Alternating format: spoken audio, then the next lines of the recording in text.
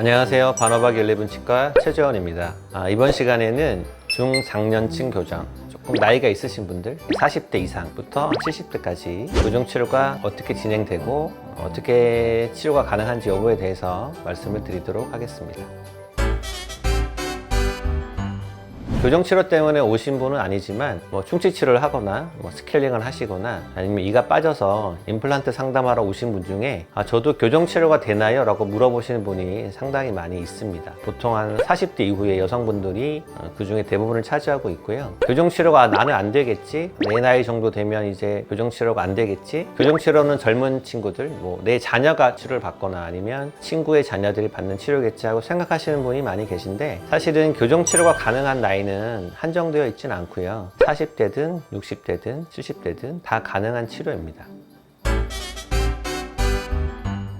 40대보다는 50대, 50대보다는 60대가 될수록 이를 싸고 있는 뼈가 좀 더 치밀해지기 때문에 치아 이동이 좀 느려지는 경향이 있습니다. 그래서 10대 애들이 치료받을 때는 1년에서 길어야 2년 정도면 끝나는 교정 치료가 나이가 들수록 60대, 70대가 될수록 그 기간보다는 훨씬 치료 구역이 늘어나게 되는 것이죠.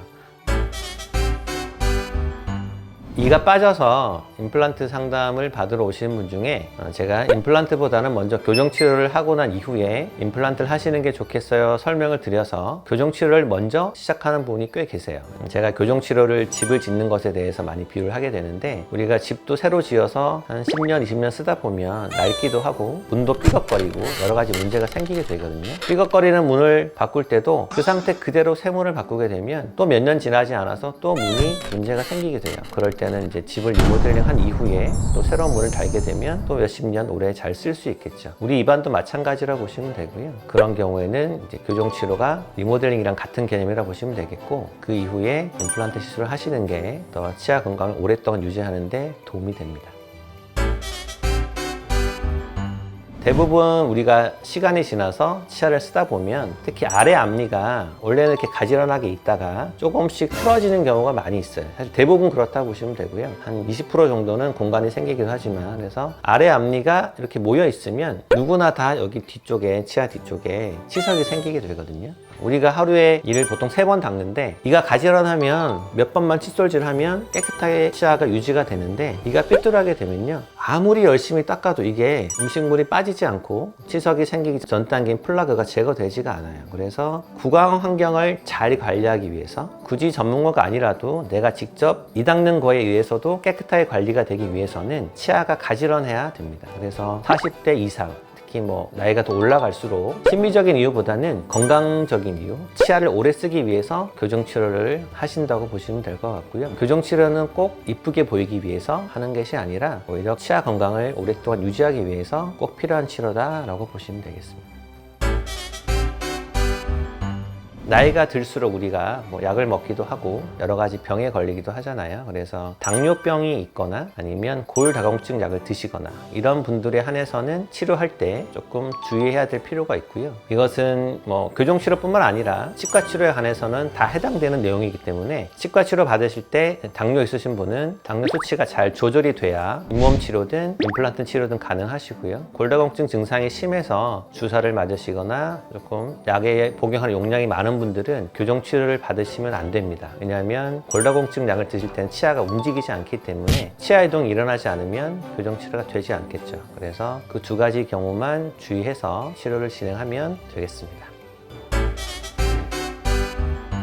잇몸 질환이 있는 분, 이가 많이 흔들리거나 잇몸이 치석도 많고 건드리면 피가 나고 상태가 좋지 않은데 이런 이도 빼지 않고 교정이 가능할까 걱정하시는 분이 계시거든요. 그런데 치아가 흔들린다고 해서 무조건 염증이 심하고 꼭 빼야 되는 상태는 아니고요. 대부분 흔들리는 치아는 주의 조직 염증이 있어요. 그래서 염증 치료를 먼저 선행한 이후에 교정 치료를 꼭 하셔야 되고, 잇몸이 안 좋으신 분은 잇몸의 건강을 꼭 먼저 생각하시고 치료를 시작하시는 게 필요하다고 보시면 됩니다.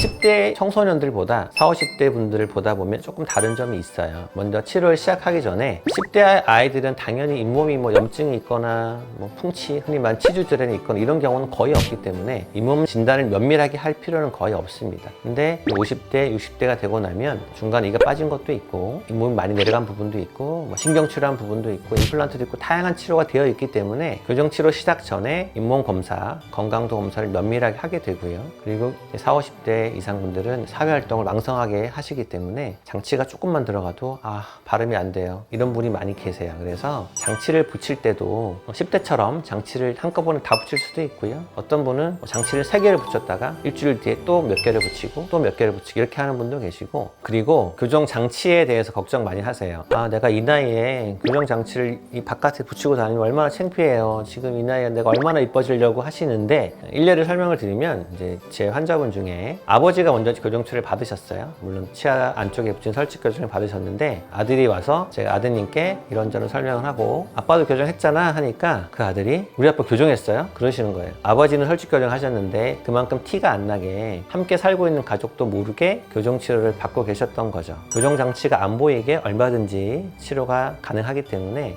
내가 보여서 나는 교정 못해요 이런 생각은 안 하셔도 될 것 같습니다. 그리고 어떤 경우는 잇몸이 너무 안 좋아서 교정 치료를 하면서 뼈를 조금 더 만드는 시술을 같이 하기도 합니다. 제가 주로 하고 있는 콜티코토미라는 시술을 같이 병행해서 하는 급속 교정 치료가 되겠는데, 치아를 싸고 있는 뼈가 너무 부족하고 교정 치료 이후에 잇몸이 많이 내려갈 수 있다는 예상이 되면 미리 사전에 뼈를 만드는 시술을 한 이후에 교정 치료를 동시에 진행하는 경우도 있습니다. 그래서 오늘 중장년 교정치료의 포인트를 제가 3가지를 찝어드리면, 첫 번째, 교정치료는 모든 연령에서 가능하다. 나도 교정치료가 가능하다. 두 번째는 아무도 모르게 비밀스럽게 교정이 가능하다. 세 번째, 마지막이 사실 제일 중요한 것이 되겠습니다. 교정치료는 이뻐지기 위해서 하는 것도 있지만 장기적으로 보면 더 큰 목적은 건강한 치아를 오랫동안 유지하기 위해서 교정치료가 꼭 필요하다라고 보시면 됩니다. 많이들 교정치료 때문에 망설이시고 걱정하시는데 저도 교정치료를 받아봤어요. 받아본 입장에서 물론 교정치료가 다 좋을 수는 없지만 훨씬 더 좋은 것을 많이 느끼게 되실 거고요. 교정치료 이후에 또 환하게 웃는 자신의 모습을 보게 되면 조금 더 적극적으로 긍정적으로 성격이 바뀐다, 이런 분도 많이 계시기 때문에 망설이지 마시고 상담을 받으러 오시면 조금 더 정확하고 세밀하게 제가 상담을 해드릴 거고요. 그리고 실제로 40대 이상 환자분에 대한 케이스도 간략하게 보여드리도록 하겠습니다. 혹시 중장년 교정치료에 대해서 더 궁금한 점이 있으시면 댓글 남겨주시면 제가 자세하게 답변을 달아드리도록 하겠습니다. 네, 지금까지 반호박 11치과 최재원이었습니다.